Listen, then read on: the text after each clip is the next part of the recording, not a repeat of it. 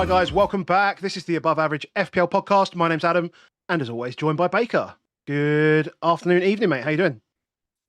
Welcome back. It's actually a long time since we potted, isn't it? But because we've seen each other since. Yes, we have had the very I was going to say enjoyable. I mean, the food was good, the donuts were good, company was great, the non-alcoholic beer was good. Is that one of the reasons why Tottenham's home form is so bad? Is that like we're all filling up on food and then donuts after? Well, no one gives a fuck about the football. Like, it feels like it at the football club completely. Like, I tweeted it and I was like, "Yes, our football's shit, but have you ever had donuts? Have you ever had donuts like this after a game?" Like, did you tweet a picture of the donuts? Yeah, of course. Oh well, if anyone hasn't seen, so we went to Spurs on Tuesday night and we had some posh seats. And yeah, I'd never had the full-time donuts, but people were staying around for those donuts. They ran out of donuts. There wasn't, the queue was bigger for the donuts than it was for the food before the game, and for any bar. Yeah. Are we the problem? A massive. I think we're part of the problem. I think that's the thing, is that the club have created an environment where people don't have to give a shit about the football, and I think that's what a lot of the fans have a problem with, and I agree with that. Like, that's not how you should enjoy football. Like, it's just nonsense. Yeah, you should turn up, couple of beers, maybe 5, dirty burger, sing until your voice is gone, and then go home either happy or pissed off. Like, either way, it doesn't matter. Yeah, I mean, it's not the normal place. It's not even the fact that, like, I mean, what time? How many hours before the game started were you in the stadium? I was in the stadium at 4:30. It's a weird place, Tottenham Stadium, if people have never been. Like, it's like the fact that people are there 2-3 hours before. I think we're all a bit tired by the time of the game. Maybe that's the problem. We're all knackered by the time it starts, because it felt like, I mean, that first half, we'll talk about Tottenham in a bit. We'll talk about Tottenham in a bit. I've got the huge shoulders out, by the way. Yeah, yes, Greg's just noticed it. I've just seen that. Well, I mean, like, the football's bad. Like, the FPL's bad as well. Like, the whole thing is just shambles right now. Yeah, it's a shambles. Yeah. Because I do feel like you're also just getting beaten up by players that you shouldn't get beaten up by as well, continuously. Oh, it's just tough out there. Yeah, I mean, because we're continually seeing this season, is that open play goals are down, set piece goals are up, and what happens is that the game week is just so often defined by hauls, because hauls still happen, and either you had the haul or you didn't have the haul. And so the difference between teams, it's not like it used to be. Like, it would be like, oh, so and so's on 50 points and someone's on 52 and 54, all around the 50s and all that sort of stuff. It's like 70 or 50 or 30 this week. Yeah, there's absolutely no in between. Well, there's not really much in between. No. I haven't seen anyone in between. Like, I've seen a lot of like 80 points, and I'm like, whoa. And I've seen a lot of like 33, 35. Like, I'm on 35. And hey, look, neither of us own João Pedro, 50% owned, 10 points. Neither of us own Semenyo, 44% owned, 14 points. And they're just and then you've got the other things. You've got the Palmer 12-pointer, you've got the Virgil 17-pointer, you've got the Nico O'Reilly 13-pointer. Like, that's really it. Like, there's been 5 double digits.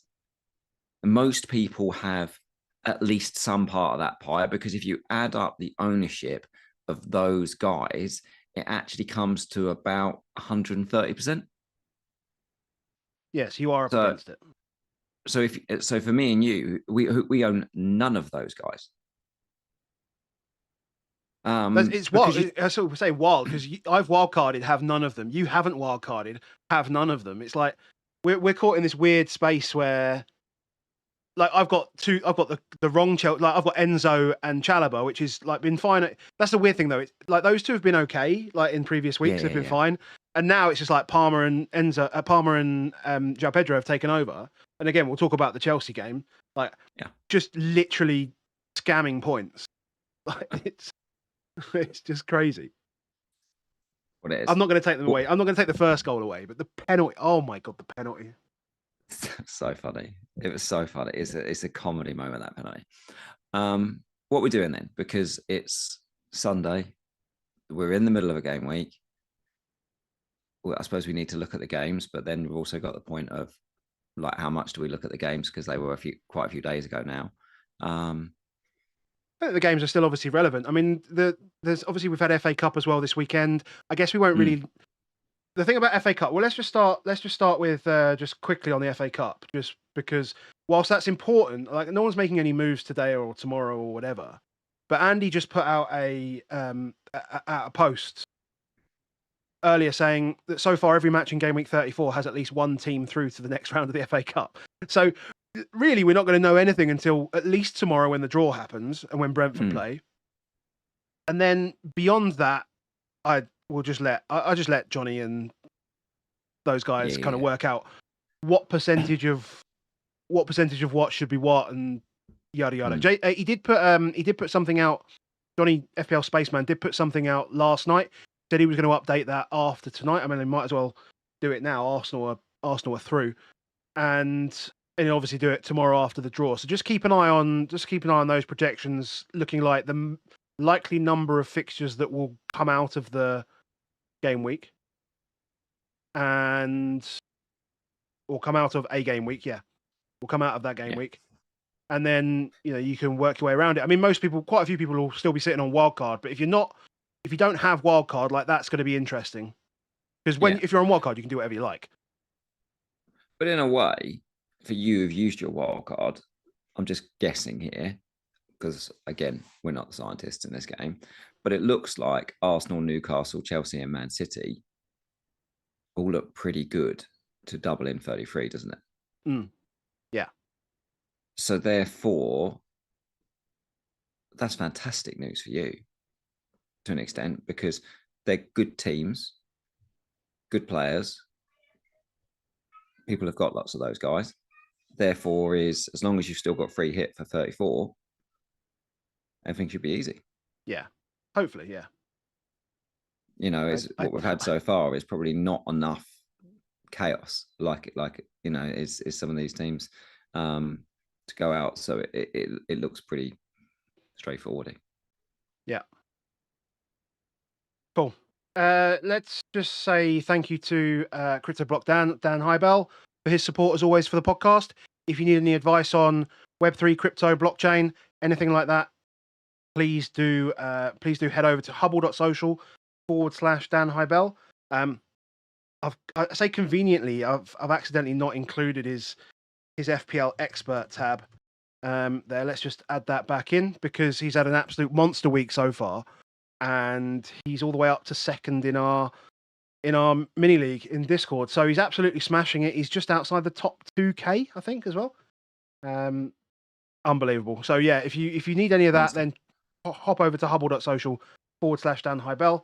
As always, if you want to support the podcast, do all the good stuff, hitting the like button, subscribe, all that stuff. And if you want to come and join us over on Patreon, you can do in the Discord, patreon.com/AboveAverageFPL. QR code on screen. Great opportunity, and I'm sorry to say this, great opportunity to beat you this month. Yeah, very much so. There's like 100. There's like 155 in the league, and 148 are beating you at the moment. It's tough. It's not often we talk about your weeks being like having back-to-back weeks in particular. The gods have done me. So I will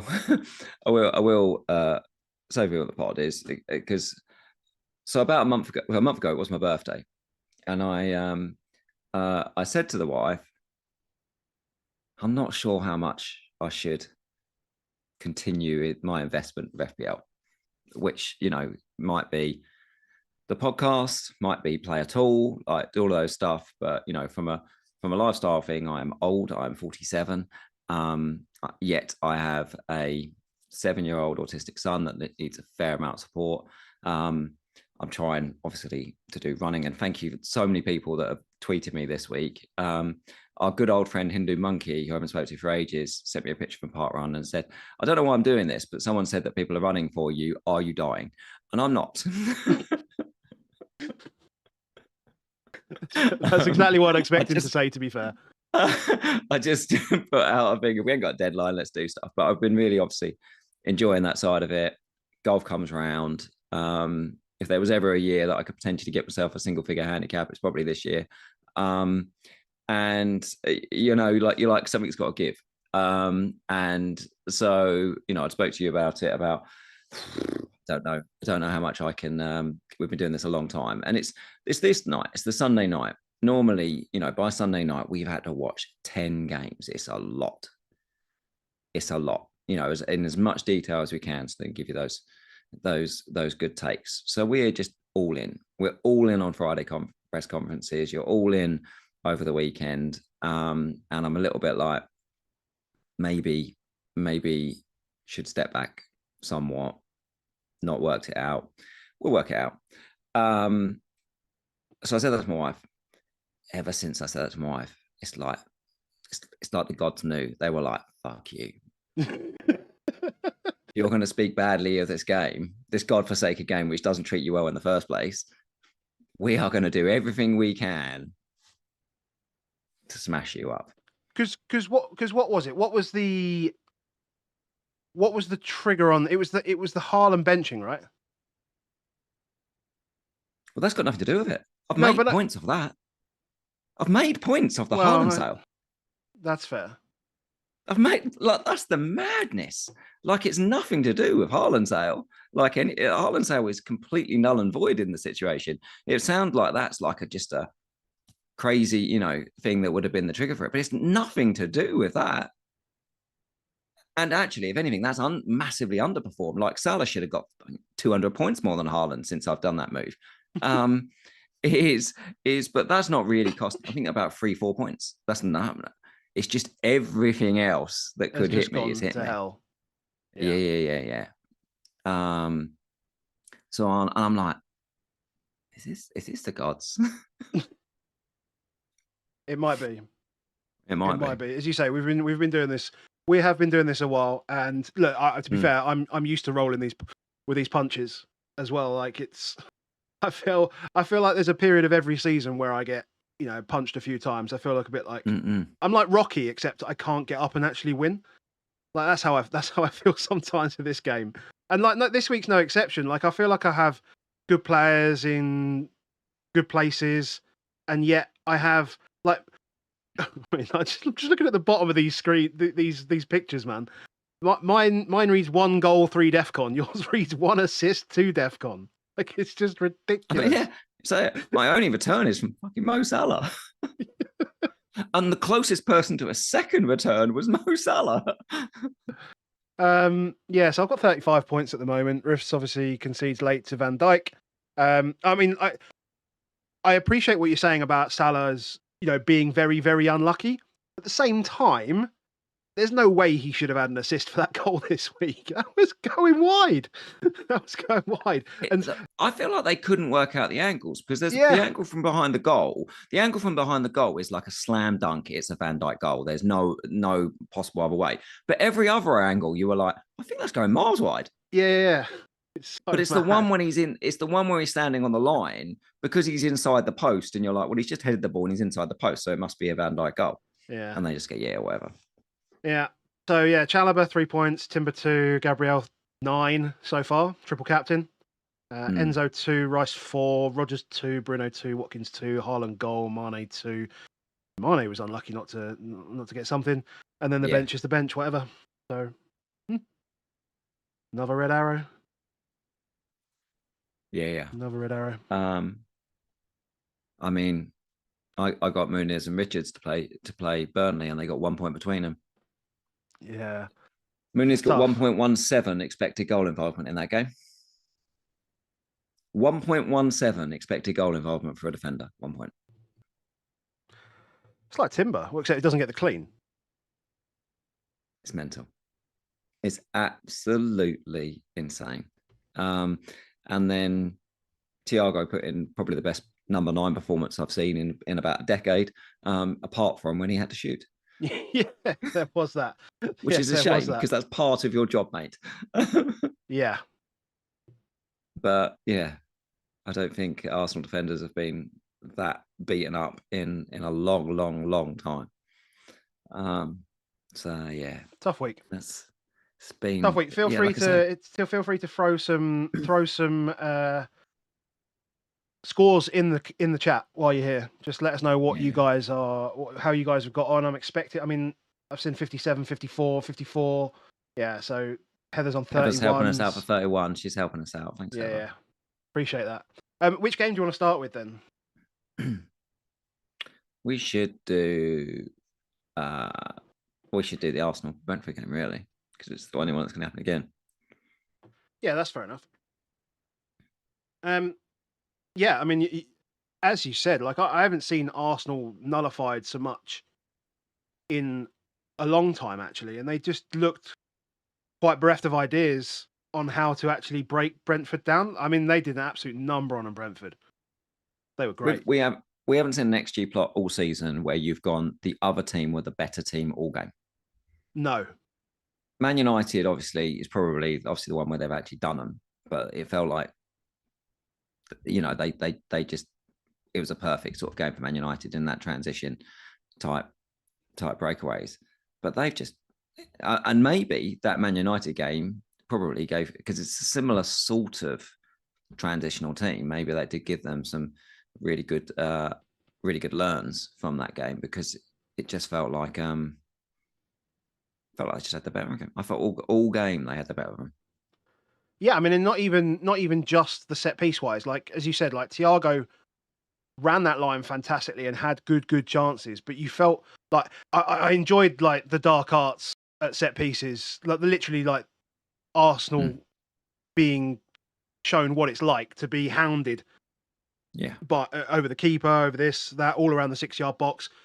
Brentford were just absolute menaces in that area, and it was quite funny to watch. Like Raya just crying out every time he had to come and do something, because he was just amongst a million bodies, and it just meant that in that one moment when JanElt got the assist. Yeah. Like it was, he had a bit of challenge on him, but it was a relatively free header, and Lewis Potter's obviously just free at the back post. Yeah, Arsenal fans don't particularly agree with the with the actions for Brentford players prior to that, but hey, whatever. They've been doing it all season. Who gives a shit? Like, exactly. Just in general, though, you're looking at it and you're like, okay, look, what we've seen this game, and we wouldn't have known that was going to happen in this game because it came out way after deadline, is obviously we know that Marino's very injured, and then Havertz then picks up an injury, and that's a big deal. Like Havertz has been fantastic since he's been back, and he really has that ability to then take that midfield to forward space. Is we know with Gyökeres, if he plays, like he kind of only has what he has. Is that there's a limitations to his game. Having that person in the hole, whether that be Marino, whether that be Havertz, is big. And then you see Eze in it, and it just continues to be absolutely dreadful. And then if a team's actually already got the better of you, just Odegaard's a problem. It's just way too slow, way too weak now. It is obviously I just feel like since that longish injury, it's just nowhere near the same player that we see from them. And the problem is if Eze and Odegaard don't fill that hole that Havertz was, then that actually really restricts the ability for Rice to do good stuff. Actually, then the person that fills the hole probably the best is Zubimendi. He's, has really good timings of runs. And then you're like, well, okay, so Rice will just go deeper and deeper. So you're really just looking for set plays or bangers from Rice now. He's a really interesting because Rice is like 80% owned now because everyone needed to get their free.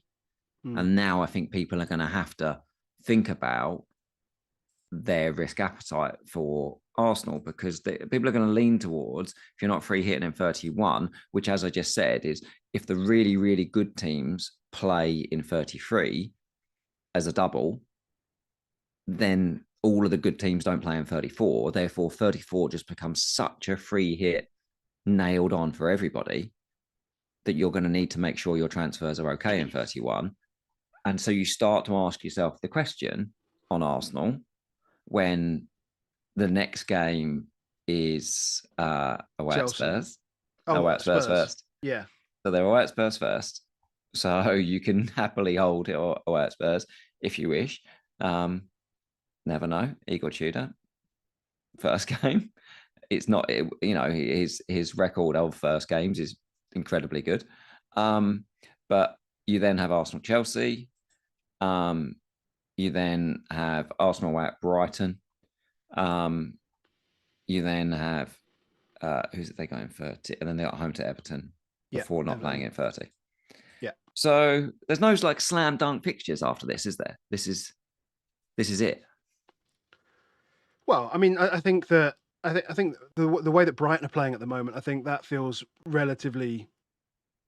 I mean, it should be unless something changes in Brighton, but also Everton weren't pulling up many trees this week in particular. They haven't been, and so maybe that's a home game for them as well. So I still don't think the fixtures are bad, but I also think that the best way to hide those players is to get Raya. Like, it's the best way to hide them and get through. Right now, if you've got Raya, you're not thinking about it. Right now, if you own Timber and you own Rice, I think you should be strongly thinking about whether you jump off these. Strongly thinking about it, because we saw again, like, this is the thing on Timber. As much as I keep saying, hey, he's going to score, he is going to double digit.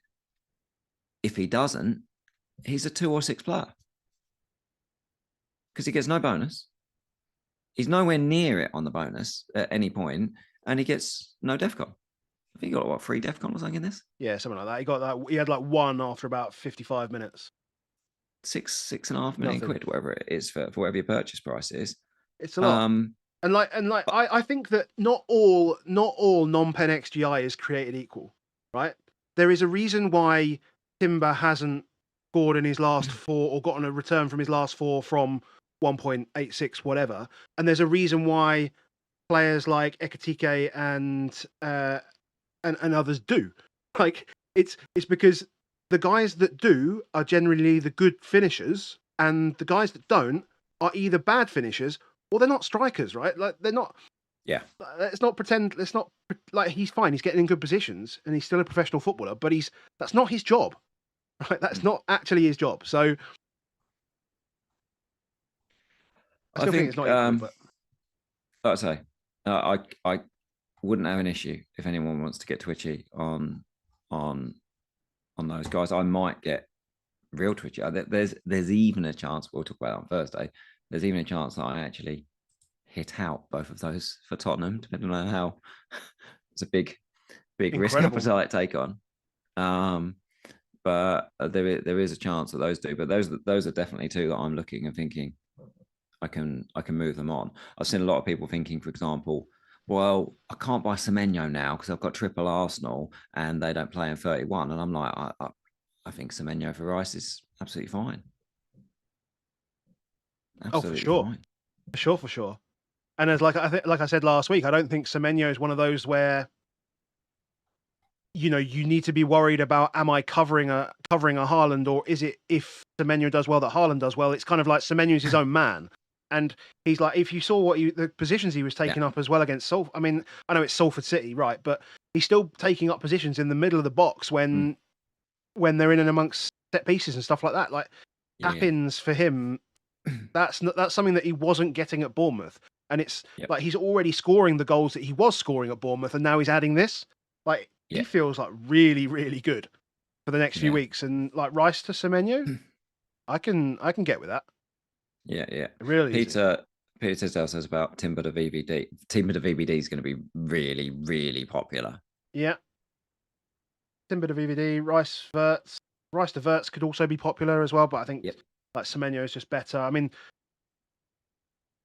I think the second game is going to be very different to this game, and I think we can just very, very quickly just run over this game, Nottingham Forest versus Wolves, because like Wolves were just they were poor. Like they had a few small chances, and Forest ran.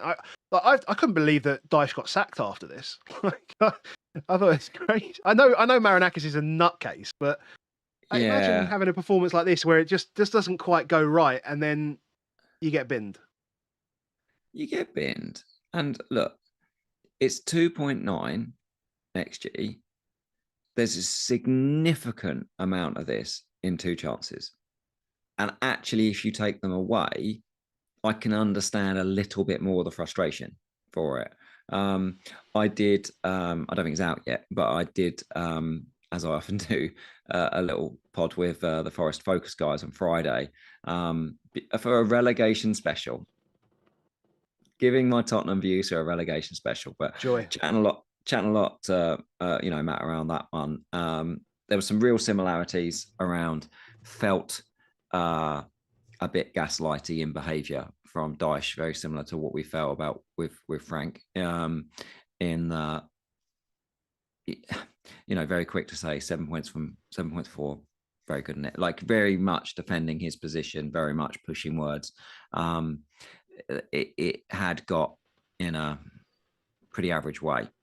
But like you say, it's a complete domination. It should be a win. But we are approaching times where if you don't win those must games, both Forest and Tottenham have looked in positions and gone, we kind of need to do something here. Mm. And I kind of get it. I kind of get it. If you look around the rest of it, it's really, really low chances. It's just a huge accumulation of crap, which looks like oh my God, we got all this. But when you look at most of them, as I said, Morato had 0.6, so it's Luca had 0.47 in one, and then after that, I think Jesus was like 0.3. You've got so Elliot Anderson had 7 shots in this game, 7 shots, 0.24 xG for 7 shots. It's insane. It's insane. It's weird actually because I also just on that point on the Anderson thing, it's quite funny. I found or I saw when I was watching Match of the Day Back, I saw there was that chance for Mane at the end. Or no, there was a chance for Mane near the end, I think. Yeah. And it wasn't the one from the left hand side, it was the one from the right. And I'm just watching Elliot Anderson make the worst attempt at a press on his own, and the ball just get ghosted round him. And then one pass later, there's a shot. I was like, that is an incredible contribution to defence by the man who gets rewarded for defensive contributions. Yeah. Yeah. Terrible. But yeah, he, as I said, that between Nico Williams and Elliot Anderson, they had 14 shots for 0.4 xG total. Yeah, it's stupid. So 0.03, they don't go in. So therefore, it's like a continual. Well, we're doing that, but that actually gets quite frustrating. Yeah. Interesting though, for obviously Liverpool go there next. Do you buy Liverpool to go to Nottingham Forest? Do you buy Virgil this week, for example, to play Forest? Manager bounce are actually pretty good at home. That could be quite difficult. If you look at my team at the moment, Mo Salah's really the only captaincy option I've got. And you look at this and you say, well, it doesn't look like Forest. Like if this was Wolves, but it's not. It is a team that has just accumulated a huge amount of XG and been pretty stingy against the opposition. And so it's a hard read, I think, to know how Liverpool versus Forest will go. Yeah, I think the focus. I think if you're thinking about your FPL team, and I think what will probably come out in the wash after the Liverpool Forest game is that this is Forest playing the worst team in the league, and they're about to play Liverpool, who are not the worst team in the league. And I think that will just reign true. And I think Liverpool have significantly improved over the past 5-6 weeks as well. And I think that will all work well for them. The obviously other big deal is that they play away at Fenerbahce on Thursday night, Forest. That yeah, well yeah, there's that as well. They've got to play some players or take some players. You know what I mean? Is they've got to do something. So yeah, that is a deal. Can we do City? We can. There's a bit in the chat about whether Haaland's out, niggle, or so forth. Like as if he was ever playing this weekend. Yeah. There's there's no way he was getting any minutes at all. What I definitely think we do have to think about. I was thinking about what you'd said to me around Haaland and Semenyo, and this was one of the first games where almost as a formation, when they bring up like the formation, it shows as a front two, doesn't it? It doesn't show as anything. It is these are the two. And I think obviously we've seen that is continually being the thing that we're starting to see from Man City, is that they're using a two up top. And we spoke so much about like 0.6 per game we see from Haaland, in terms of XG. And not only that, it's like 60-70% of the XG from City is coming to him. So Semenyo joined in game week 22. And I think it is really interesting if you're a scout member, if you go onto the player profiles, you can do sort of comparison. If you look game week 1 to 22 versus game 1 to 21 and then 22 onwards, it is pretty stark, some other stuff. He's touching the ball less. He's touching the ball in that final 6-yard box massively less than what you would normally see. And what you start to see when it's what I think anyone would have noticed when they've seen it, he's being much more creative. We're definitely seeing much more creative. We saw obviously the Bernardo goal against Arsenal where he had it down. There was another one. The first goal in this, which goes to Semenyo. Well, at first I thought it was a Haaland assist, but it turns out he missed the header and actually the defender headed it to them. But what is quite noticeable from a chance creation perspective, he averaged in that game week 1 to 21 150 minutes per chance created. 1.5 games it would take him to create a chance. 46 minutes per chance created now. So he is creating, to go like it's a considerable leap what we're starting to see in terms of it. Now, they're not all big chances. Actually, when he did create in the previous one, it was mostly big chances because he was so close to the box that they would always be big chances. But we are starting to see that there is a tandem, and when you're the big guy, it's natural that sometimes you'll hit it at him with the ability to knock it down to somebody else. And that is starting to hurt the other side of it. So he's gone from goal attempts being 4 per game to 1.8. That's a significant drop off. Attempts in the box from 3.6 to 1.4. That's a significant amount. Is penalty box touches 3.8 now, was 6.3, because it's not all about him.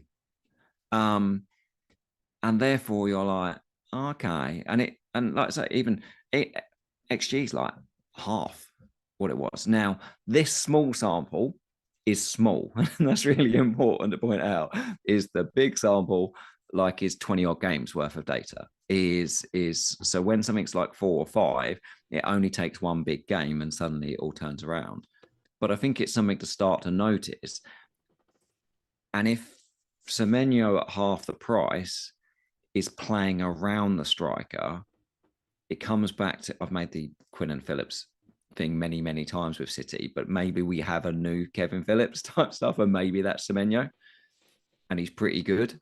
He's pretty ruthless as well. Yeah, I mean, that's really good. That's really good information actually, because it is like they've built a sort of a ready-made goal scorer in Semenyo as well. In that, yeah, like you kind of expected Foden because of his class to kind of shine through when he used to do it, and it's all about pretty touches around the box. And at some point, like it's been what this is Haaland's third? Is it his third season now? Mm-hmm. And at some point, defenders get used to targeting the big man, right? And so Pep has to continue to evolve. And when he hasn't really had like someone alongside Haaland that's really kind of taken up the mantle or been able to when he's not able to fire. Now, Semenyo can do that, and so maybe this They're is just linking well, taking though. and this is maybe just taking a little bit of pressure and a little bit of focus away from Haaland. I mean, Haaland's not the kind of guy that's going to want to enjoy being second fiddle guy for too long, so don't expect him not to score goals. No. Like, he's still going to Look, score goals. if you take these 3 goals that happened, the first goal, Haaland could have set up Semenyo. It was very close to. Yeah. The second goal, Haaland sets up Semenyo, who then sets up, so he's the assist to the assister. And then the third goal, well, actually, what happens is Semenyo goes past, which means actually it opens up space for him, and then he takes the shot. So all of these things, don't make me think like is what I'm now saying is that Haaland suddenly you have to sell him, and that's me coming from some guy that hasn't got him. But I actually think whenever we've seen this, you normally wanted both. And I think there is an argument to have Haaland and Semenyo. And I think there's just big an argument to have Semenyo as if it's Haaland moment type thing. So therefore it's difficult. I mean, this is what we have to say is this is the first, I think, double digit for Semenyo in a long time. So despite all of this, but it has been coming. Has been coming. Good from City. And obviously they were able to take off Haaland. And I think, I mean, let's say this was happening. This was happening while we were at Spurs. So I think, I think we just saw that it was 3-0 up and Haaland came off, and it was like, oh, that makes sense. Yeah, it just makes sense that he comes off. But I didn't see whether he came off with a niggle at the time. But maybe it was fatigue or whatever. As you say, like it probably didn't matter this weekend anyway. He's never going to have niggles. Like he is a big lump that plays up front and gets, has to hold people off all day long. Like he is going to help. So if you have the ability to rest him, why would you not? Because it's going to get busier again. Yep. O'Reilly for multiple games now is playing obviously in front of the defence. He's going to get into some good positions. He's going to score some goals. That's why we picked him when we did. So I picked him. We sold both Semenyo and O'Reilly. Couldn't have all those City players, could we? Those that have held him have done very, very well. We sold both of those bad boys, mate. Yeah, I know. And repeatedly been saying that I think getting Semenyo in would be a good idea and just watching. I held Semenyo through the whole Bournemouth right up to the very end and sold him as soon as he went to City. That's what I'm scoring. Oh, what a game. What a game. Chelsea. Nice. I mean, look, yeah, penalties are good. I think it's absolutely wild that it's basically their first shot for Leeds is a penalty. That was hilarious. And I know it's been said already, but how stupid is it to watch a defender push over a striker and give away a penalty and then just do exactly the same thing? I'm trying to rational. I can't like how much intelligence do you have to lack to actually just do the same thing as the guy did it 4 days ago? Like it's 4 days. The bit that where everyone has to appreciate though, if you watch it, right, watch the replay of it. Like how good Pedro's senses are, because there's no like touch and then go down. Like Lewis Potter last week, and he didn't get, because he got the pull, then he sort of does the theatric fall. There's no stop in motion from the second the hands touch. He goes down in such an incredibly balletic way, almost a natural way. Yeah, it's yeah. He's so good at getting penalties. He's always been brilliant at it. And he's found a way that guarantees he plays every game in João Pedro. So that's really good for João Pedro. I mean, he's just finding himself in really good positions for shots as well. Like that's obviously a good thing. And then when Delap does the sort of crap that he does this weekend, did you see that? The chance that Delap missed this weekend in the FA Cup. It just feels like he's just... He got a hat-trick of assists. But yeah, I know what you mean. He's not there for an assist, really. Yeah, João Pedro is going to play every game. Yeah. 7 shots. This is just ridiculous. 7 shots he had. This these are shot volumes that you are unheard of from João Pedro. So we have to notice it. Like, these are shot volumes. The one thing you always had when you were like, I'm taking on João Pedro, is he'll only get 1 or 2 shots. But that was my whole narrative in like game week 4. Yeah. It was the whole narrative. The whole thing behind it was he like shoots once every 3 games for a centre forward. 7 shots. 7 shots. 7 shots for 1.5 xG. Like, that's good. That is like good numbers. But 12 shots between Palmer and Pedro. 12. It's a lot. Yeah. Rest of the team got 7 between them. Those two got 12. I mean, obviously Palmer should just win the game, shouldn't he, at the end here? He obviously should just win the game. That was horrible. In a strange way, at least it's only a 5-point miss. You know what I mean? Is because obviously he still gets top bonus. But it's hard when they're getting penalties all the time. You know, I know the fixtures get worse, but if they get a penalty between them, it's just like there's guaranteed 8 points plus bonus if you've got them both. Yeah, if they were getting 8 shots between them, it's still mad. It's good numbers. Still mad numbers. Yeah. Does it mean anything for Leeds? Like, I mean, obviously Calvert-Lewin's missing from this game and stuff that makes it a bit more difficult for them. Like, Target Leeds when they're away. Yeah, because they'll concede goals, but they're plucky enough now. Leeds, like, this is, you know, they had a very good 10 minutes. They will fight it. You just don't think they'll get a clean in their away games. A few questions in the chat about Enzo. You got Enzo, haven't you? I do. I mean, he's playing Burnley, so I mean, it still feels work it out after, surely. I still feel, work it out afterwards. It feels okay. I mean, he's actually, like, this is the thing though, because he's actually playing, like, his starting position is further forward than Palmer, so he's like in the right space. But then at the moment, it seems to be bypassing him a little bit, and then Palmer just gets up alongside him, and then Palmer's just the guy. Yeah, which also just makes sense.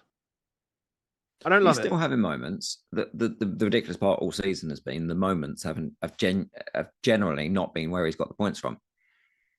You know, is Gianni saying about, look, he's playing a really good position, all that stuff. I said, well, he's still, and a quote that Enzo said that, you know, since Mousinho's come in, I'm getting the goals and assists. You're like, well, the goals you scored was a penalty, a 92nd minute pylon when all 11 players were just diving into the box, and a block that turned into an assist. So that doesn't quite add up in terms of the goals and assists. But the expected chances are still around. They are still happening. He is still getting 2 or 3 shots a game. He is still there and thereabouts. He scored against Burnley in the away game, didn't he? That was the 11-pointer in the last minute in that game. I think he's a fine hold this week, and then work it out after. Yeah. But they'll, like, when they play Arsenal, they're gonna give Arsenal a game. I mean, they've got enough. They've got enough very, very good players to cause them issues. You see it when they're playing these cup games. They've got so much options that they don't get tired by playing the old European games and stuff and managing to rotate them and stuff. It's plenty there. But look, Chelsea are on 44 points. They've got Man United 1 point above them, and they've got Liverpool 2 points behind them. You really have got 6 teams chasing for 5 Champions League spots, haven't you? Yeah. So they're going to continue to charge, I think. Yep, agreed. If you own Palmer next week, is he the obvious cap? Yes. For the game week? Yeah, like he's far clear of anybody else, I think. It's far clear. If you don't own Palmer, but you do own João Pedro, is João Pedro the obvious cap? I think you can cap him. Definitely. I mean, I guess we can sort of segue into Palace versus Burnley in that sense, because, like, defensively they're still bad, Burnley, right? They're still not great. Interesting watching like Strand Larsen just completely outpace Kyle Walker. I feel like he's just it was like legs gone moment for me. That was when I saw that first goal. So like João Pedro will just rinse him to pieces, and they're just going to be too good for him. And so I think João Pedro is a perfectly reasonable cap if you don't have Palmer. Yeah, and you've got João Pedro. I would cap him. That's the thing I'm really struggling with this week for my team. I mean, look, I'll be quite clear. I've got 5 transfers. I'm going to make a move. Something's going to happen that I'm going to bring a player in that's going to make sense. It's been so long since we actually do anything that I've completely forgotten that you've got 5 transfers. 5 transfers. Yeah. All the players that I wanted to bring in the last 3 weeks have all returned in all of those weeks. But no, I've got 5 transfers. Ryan, honestly. Like I could have had 19 points from Ryan. It's so annoying. But yeah, no, Strand Larsen was great here. I watched the first goal and I was like, oh, isn't that nice that Adam Wharton's back in the Palace lineup after his suspension? And he looks good. And then the next highlight was him just giving the ball away and giving the chance away. Yeah. For Burnley. But like outside of that, like Palace continue to create chances. And plenty. Like Strand Larsen, I think he was a good pick for like the 2 games. Like, because Palace have they got Wolves this week? Is that right? There's been many times where Mateta was a very, very good pick for a long time, and Strand Larsen might be a very good pick. Just full stop. We still don't know who's on pens. We don't know. We don't know if Strand Larsen takes him over Sarr. I think there are arguments that Strand Larsen might and playing that number 9 might not be good for Sarr, but we just showed Wolves earlier. I mean, if you own Palace guys, you roll them all out for Wolves. Yeah, because Wolves are also going to have to play a midweek game before that. Mind you, Palace must have to play their European game as well. Yes, they do. Yeah, they've got to go to Zrinski, whoever they are, Zrinski. Croatian team maybe. Oh, Bosnia. Yeah. Bosnia. They've got to go away to Bosnia. Kickoff.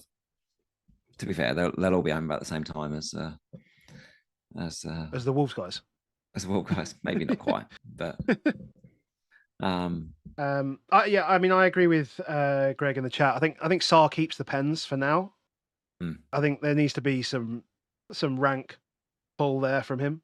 But Strand Larsen doesn't play in the European game, right? Obviously, just can't just register him for that playoff. I don't know, because it's next logger, isn't it? So they might be able to. We've had to register guys, so they might be able to. I think they probably will. I think the registrations are out there. Well, I suppose Gahey's come out as well. Yeah. So yeah, Palace. If you own Palace guys, like I did, double with them. They did stupid things. They had a very stupid 15 minutes. It was a complete. They conceded they conceded an own goal, a 0.05 xG goal, and a 0.9 xG goal. It's quite impressive. You'll struggle to see that. You'll struggle to see 3 goals conceded for 0.115 in a space of 10 minutes. Yeah. At any point in any game. That's weird. They feel like higher chances. Just the way they were finished was. I guess the XG on target would have been much higher for all of them, given how good the strikes were. Like Hannibal's strike was good, Anthony's strike was good, and obviously, Lerma's goal is Lerma's goal. Yeah. But like long term for Palace though, like defense wise, like are you just keeping them until wildcard and then? Maybe not. Like is Munoz to Van Dijk could very well be for 28. Probably looks like it will be me. I suspect because it's United, Spurs, then Leeds. United away, Spurs away, Leeds at home after the Wolves game. Leeds are really terrible away from home, and Man United and Tottenham both concede goals. So from an attack perspective, it's okay. Yeah, Richards is a bit less like maybe you want to park him, but that's one of the reasons I bought good old Anderson. for those ones. But yeah, I think Munoz to Van Dijk is a very good chance that happens for me in 28. Depends what I do with Timber. Okay. One of those two is definitely going. Sunderland v Liverpool. This is a pretty good performance from Liverpool, I have to say. Like I think the Sunderland have 4-2-2-2 is working. It's working. Liverpool, Sunderland have been so good at home. I know, obviously, Xhaka missing is a big thing, but they're a bit slow to get started. But as soon as they did, this felt like a last year's champions going up against a promoted side, away from home, just stepping up, getting used to it, and then going, right, we're gonna pedal to the metal a little bit and just step on it. And Wirtz continues to look good, continues to find the right spaces, continues to create chances. I still don't think it's a Van Dijk goal, but Salah has a bunch of chances as well in this game. The one thing that I am not as convinced as I was a little while ago is the order of the picks.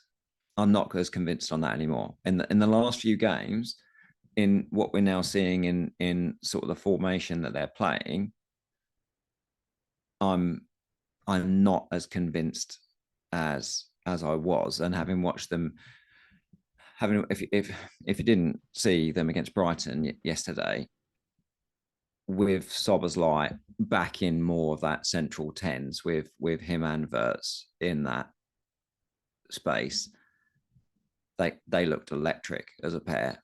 But if you ask me which is the pick I'd want out of those two, watching them yesterday, it'd be Szoboszlai all day long over Van Dijk.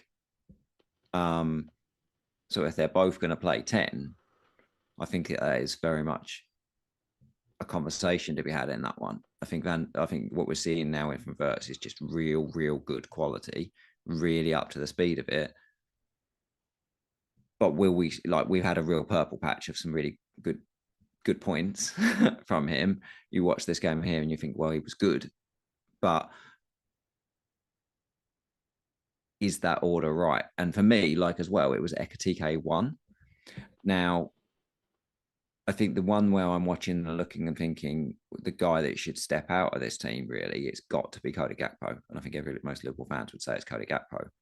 I think what happens if that happened, and we started to see it a bit in this game, was even when Gakpo was on the pitch, we started to see it, is that Ekitike drops into that left side. So that 4-2-2-2 means that the forwards are then very, very wide. So Salah is wide right. Ekitike was wide left quite a lot. And then the real strong press is from those two number 10s. Now, when that's like that, I'm like, okay, I want Ekitike in the middle. Yeah. Obviously, he misses the exact same header that he missed last week, which would be a crap load of points for me in the last 2 weeks. But I think there is a part where you look at it and you say, okay, if you haven't got Ekitike yet, maybe I can watch that Forest game certainly again and see what I think. But it's definitely one to watch. That everybody in the world thinks that Gakpo should be the guy that steps out of this team. Will he be the guy that steps out of this team? I don't know, because Slot loves him. It's just such a weird thing for him to just keep playing him. It's just so much less quality than the rest of the guys.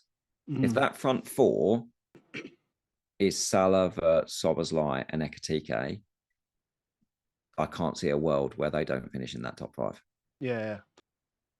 No, I agree. And Salah's just become since he's come back from AFCON, it's like he's been reborn. And I think there was an Athletic article about it this morning, obviously after the Brighton game, just the difference has been in the fact that you can actually get past players again. That feels like a big thing. There was a Monday night. Was it? I think it was. No, it was Saturday game. I had the fun of watching Brighton Everton because I had Michael Keane and Verbruggen and was praying for a 0-0 a week or so back. And Kadioglu had a couple of chases up against Ndiaye, and Kadioglu absolutely skinned him. There was one where it looked like Ndiaye was going to get through, and it ended up being a goal kick where he not only got past him, but then he kicks the ball back at his shin and kicks it out. And I was like, wow, like he was rapid compared to it. 3 or 4 times last night, Salah left Kadioglu for dead, like not even close. And I was like, what on earth am I seeing here last night in Salah? That was the fastest I think I've ever seen him. What we are still seeing Salah is takes his penalty brilliantly in the Brighton game. That the creativity is just like absurd.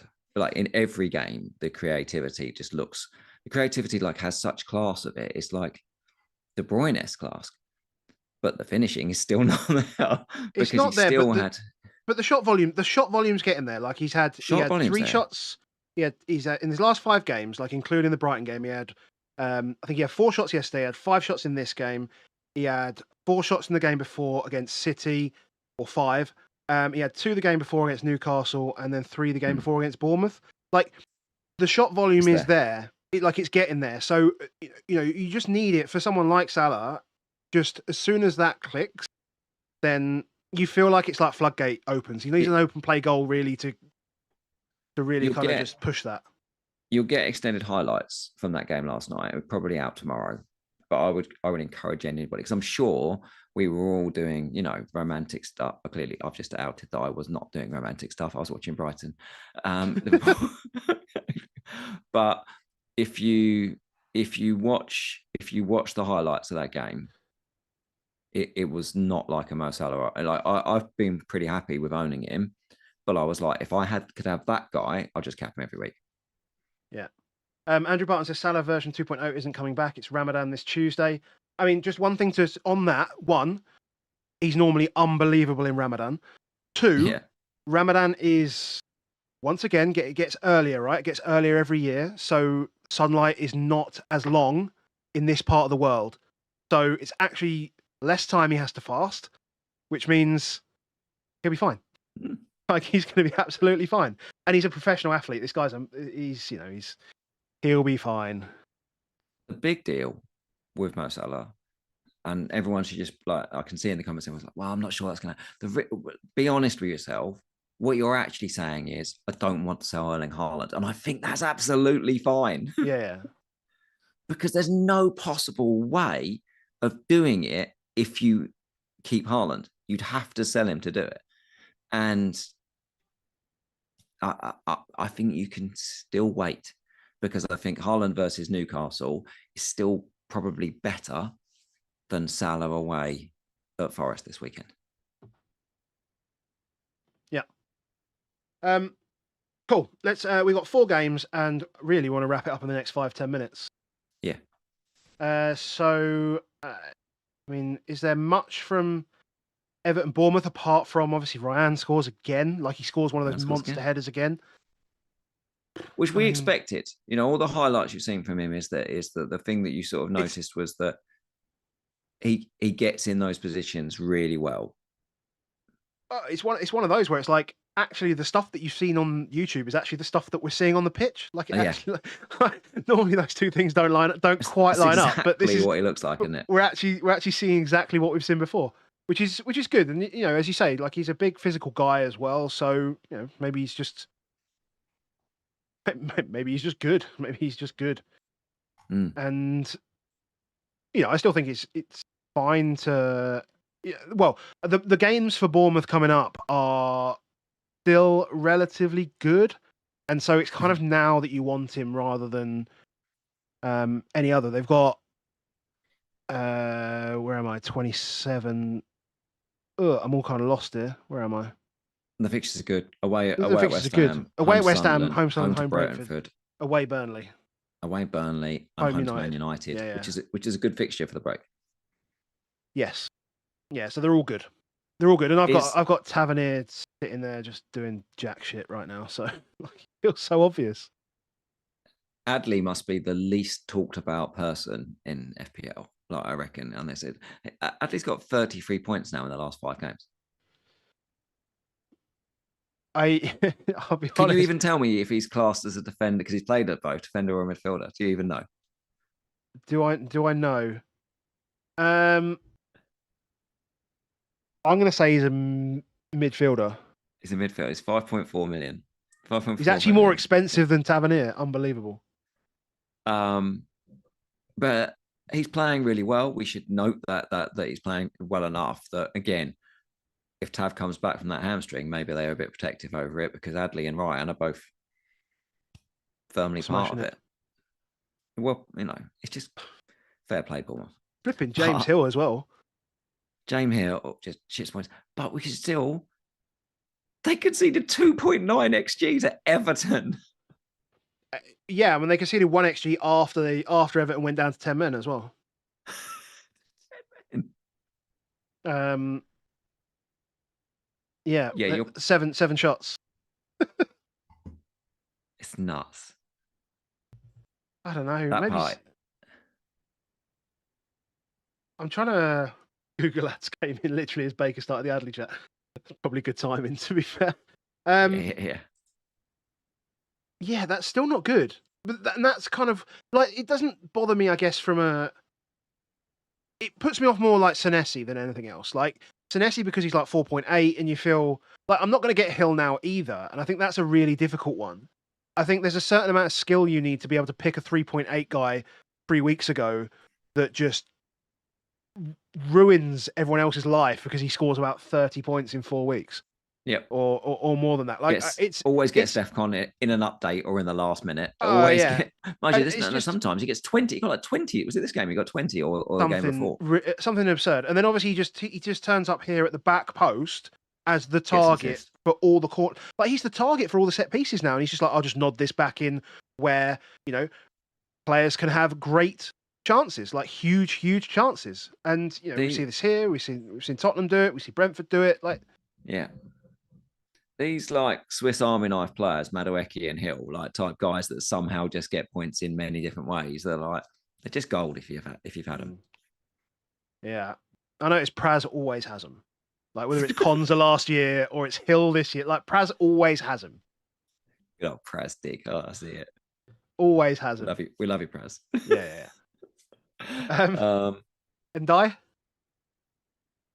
Ndai gets a pen, so he does all right. But Ndai also, guess what? He had 2 more shots for less than 0.1, about 0.1 XG. Yeah. If he gets a pen, he's a good pick. If he doesn't get a pen, he's a terrible pick. Yeah. Okay. Fair enough. Like he's like permabanned, isn't it?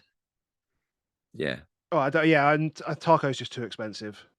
I think Tarko to Van Dijk pop. Yeah. Tarko to Van Dijk going to be real popular. Yeah. What was this? Yeah, Ndai is like an auto ban on everything. Every single time I go on any kind of analytical website, it's like just ban Ndai because it's miserable to watch, and then just turns up and gets a pen. Right, last 3 games. Is there much really to talk about in this game? Both games were terrible. Both teams were terrible. Did you see Barry's miss in the Everton game? That's the only one I was going to say. Jimenez, wasn't it, that came across and blocked it? Like it felt like he was just there and he'd already scored. Like he'd already scored it in his head before he took the shot. You've got to just fucking finish it, mate. It's the Premier League. You got to finish these and get on with it. Dylan Hudson just said about Chalobah to VVD. VVD is going to suddenly be 80% owned in Gameweek 28 because Chalobah's fixtures run out. Tarko, Munoz, Timber. Yeah. He genuinely is going to be like 80% owned, isn't he? Yeah. Yeah, let's just get him. Just get him. I should have left this game till last, really. Villa versus Brighton. It's two. Like, Brighton were pretty crap, and Villa were pretty crappy as well. Like I've got double Villa here. Do I need to rectify this? Yes. I mean, I've got a Brighton keeper, so I'm not. I can't speak much better at this one, but yes. Okay. Yeah. I mean, I think it's pretty. Someone just to confirm it's pretty clear that you'll probably buy Ekatike and Van Dijk in the next 2 weeks. Yeah. It's whether you buy them this week or the week after. Yeah. Might have to happen sooner rather than later. But yeah. Like Rodgers still gets 4 shots, so maybe it's definitely needs to be Watkins, doesn't it? Like you find he drifts out too far to the left as well. Tammy's kind of still just there, and has to. like if he continues to not shoot, like Emery's just going to have to bring in Tammy because it just wasn't working. Okay, and then the game that we went to, and then the game. Rodgers. I think you can keep. I think people with Rodgers can keep him. It's quite, like I say, it's quite unlucky some of that stuff, but it is what it's always been, which is that he doesn't get any cheap points, doesn't get any corners that get knocked in, he doesn't get any penalties that. So therefore, DEFCON's pretty unreliable. He does get it occasionally, but it's most of the time it's more like 6 or 7. So he doesn't get any of these. Okay, missed it. Sorry. Do people still do that? Are we still allowed to do that? I don't know. Are we allowed to do it? We're both over 40 now. Over 40 years old, we're definitely not allowed to do it. Definitely not allowed to do it. You should see the disgrace that my daughter looks at me any time I've done it. But yeah. I'm going to ask to move on for this game. Move on. Ridiculously, I'm going to move to this game instead. That's not even a paddling. Why is Jasper there? Get off. Which we went to. I mean, the first half is worth a paddle for itself. The first half was just so like it really did remind me of the Villa game, which was the last game that I went to actually. Oh no, forgetting the Burnley game at the start of the year, but the game before that was a Villa game a couple of seasons back. And just it's so weird seeing that lack of midfield like in person. Like you see it on the screen and it kind of looks wrong. You look at it like you're next to it and you're like, this is just bizarre that there's just no option. And Newcastle just took full advantage of everything that we allowed them to do. And when we say Newcastle, we mean Bruno. Yeah. Because like that first half was the Bruno show. He just tore us apart. He was so good. He was everywhere. There was one moment where, I said he took like a corner on the left, and then suddenly he got the rebound out from the corner, and then he ended up in the right wing position. And you were like, this is not what we've seen from any central midfielder. Like he and not only that, like Gallagher went off in the second half, and I think it was just because he was so knackered trying to stay with Bruno because he was so absurd that it doesn't then surprise me that Bruno does his hammy when he's actually been doing everything he's had to do. And we, like, I don't know if you saw that stat Focal did the other day. They've played 10 league games without Bruno and they've not won any. I did not know that. Since he signed in 2022, he's only missed 10 league games. They've never won. That doesn't surprise me. And I remember mentioning that exact passage of play where he took that free kick or set piece or whatever it was, and then he collected it for himself, etc. And the thing about Bruno, like actually, he could have they could have avoided him having such a serious injury. Like he stayed on the pitch for 10 to 15 minutes after he signalled to the bench to go off. Like, and he was done. They were done second half to an extent. Like it was such a dominant performance in that first half. Obviously, there was one goal which is disallowed because of the length of his haircut, which again is just standard uselessness. But then obviously they get the goal right on half time because Tottenham do Tottenham things. It's like we have to find a way that we can definitely boo at half time. Yes, there we go. But second half, they were so flat. Obviously Joe Linton's not there. Bruno's not there. Again, if people don't own Palmer, Pedro versus a City attacker this weekend is a very interesting thing because they were there for the taking, Newcastle. They really were. It's just that, fortunately they were playing Tottenham Hotspur.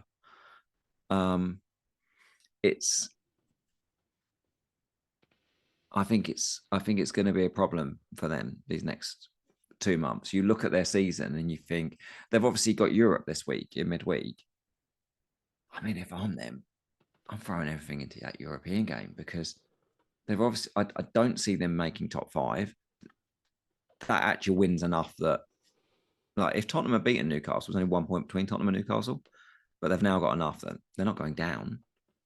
And they've probably got too many good players and too much firepower, probably more than anything, with the wingers and the forwards. But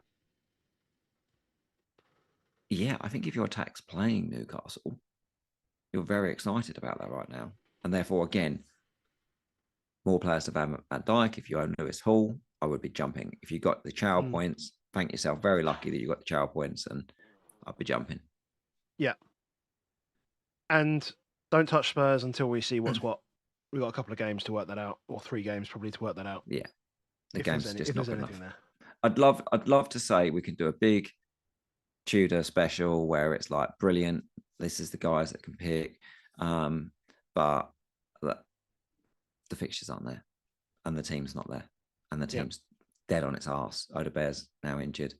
I guess the only thing you can say from, like, because people will be thinking about what are we likely to see from a formation perspective. It looks like it'll be. I suspect it'll be some form of 3-4-1-2 with Xavi Simons in behind Colin Moani and Solanke. So I think we'll see them try and attack via that way. We won't use any wingers. And it's just we haven't really got 3 centre backs. So we've got to try and work that one out. Yeah. Okay. We're pushing time a little bit here. So pushing time. We are. Yeah. West Ham United to finish off. Our biggest cheer of the night on Tuesday. On the platform. On the platform for the train. With what, like 4 Newcastle fans? 4 Newcastle fans. But me getting the train to Stratford, so I was new. And as I got off my train at Stratford, I've walked into thousands of West Ham fans. And that atmosphere would have been very, very different had they won, I think. I don't know if it would have been more or less painful for me, but it was very much a head down, and they were head down anyway because obviously of what's happened. Yeah. But this was always going to be the test at some point for Carrick, wasn't it? Of what do you do when a team gets a bit stodgier, that doesn't allow you to just counter and be suddenly 2-on-2 against them. And they haven't massively passed that test. No, I mean, I think the game's obviously very different if Wan-Bissaka doesn't clear that one off the line from Luke Shaw. I think then there might have been some floodgates opening a little bit, as West Ham would have had to come onto them, and then you create that game state that suits the way that Carrick plays, or that United have been playing under Carrick, I should say. But yeah, I think it's very difficult once obviously West Ham go 1-0 up, and it's a bit of a crappy goal to concede. Like it's pretty well worked by West Ham, but it's still a bit crappy, seeing as they haven't really done anything at all in the game. And okay, I mean, it's great. Like Šeško's finish is unbelievable. Like it's ridiculously good. So I don't think there's much else to say. United, who have they got this week coming up? Everton away. So, the expectation from the old Hilly Dick will be that they attack United. And so maybe that'll fall in line for them. Maybe that'll help them. Is Bruno... In my brain, I don't know if this is true, but is my brain says that Moyes has done a number a couple of times on Man United since he's left. I don't. Someone's going to have to look that up. The older West Ham versus United. I've got a feeling there's been a few times that Man United fans have been a bit. Moyes has done us. Yeah. Look, if you own Bruno and Bruno, they're good holds, aren't they? Šeško is a fantastic finish and probably deserves to play more, and he certainly probably deserves to play more in these kind of games. Like, this is one of the things where you're like, okay, if the team is not going to allow us to just transition and play up-down football, maybe we should have a striker which enables us to get the ball to him and then use those players that are really good at finishing to lay off to. Yeah. So and then you've got that decision to make. And that's the thing where Carrick is going to have to make a decision at some point, is in these games. And I think Everton is one of those games. I really think Everton's one of those games where I think Sesko should be starting. And because Everton are never going to play a transitional game with Michael Keane and Tarkowski. No. If they do, then Bruno is the best captain choice of this weekend by miles. When you've got Garner and Dewsbury Hall like sitting in front of those two as well, that can just Garner and Dewsbury Hall. Garner, yeah. Yes, Garner, exactly. Double Garner in there. The double Garner.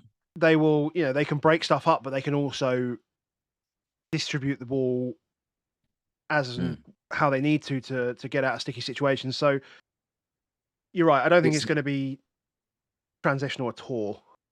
No, and then it's who drops out.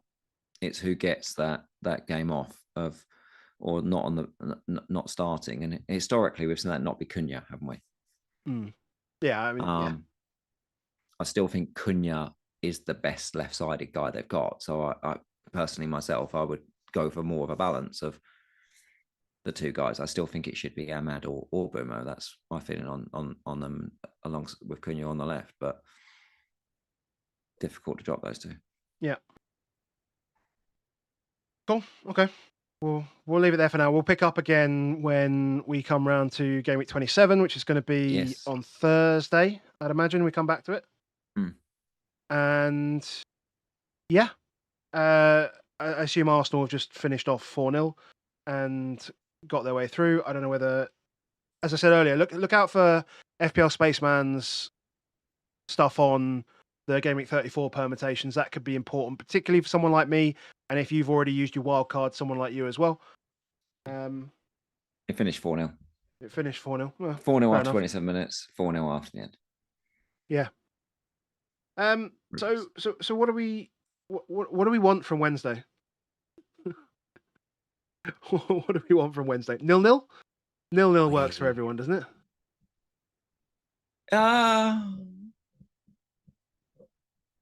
Let's not clip that noise out of context. We'll take 0-0. We'll take a 0-0 and hope for a Mane 1-0 win. That's what we can do. I'll be honest. If we can imagine it, then it's 2-1 Wolves, and the goal is a Timber assist, Gabriel header. Okay, Mane brace. Can we have that? You can have Mane brace. Yeah, thanks. If we're going to manifest it still, let's go for 2-1 Wolves. 2-1 Wolves. Mane brace. Arsenal consolation. Timber assists Gabriel. Everyone's happy. I'll see you Thursday, mate. Rice sent off in the last minute. Yes, I'll take that. For taking Mane down. I'll take that. I'll take the loss of points for the benefit of the North London derby, obviously. Yeah, we could do with a red card or two. Raya? So I'm saying Raya. Oh, I thought you said Rice. No, Raya sent off. Raya sent off. I'd take Rice as well, to be honest. Raya to do a Marco Bizzo. Marco Bizzot. That was hilarious. Just before that, did you see that somebody posted on X? They were like, there's this beautiful moment where the camera angle was so great that you didn't even know he was there until the challenge was coming in. It just took him out. It was so funny. Right, man. That's us done. That's us done. Right, I'll catch you Thursday. Thank you to everyone that's joined us on the stream. Remember, hit like on the way out, subscribe if you want to see more, and we'll catch you on Thursday. See you later.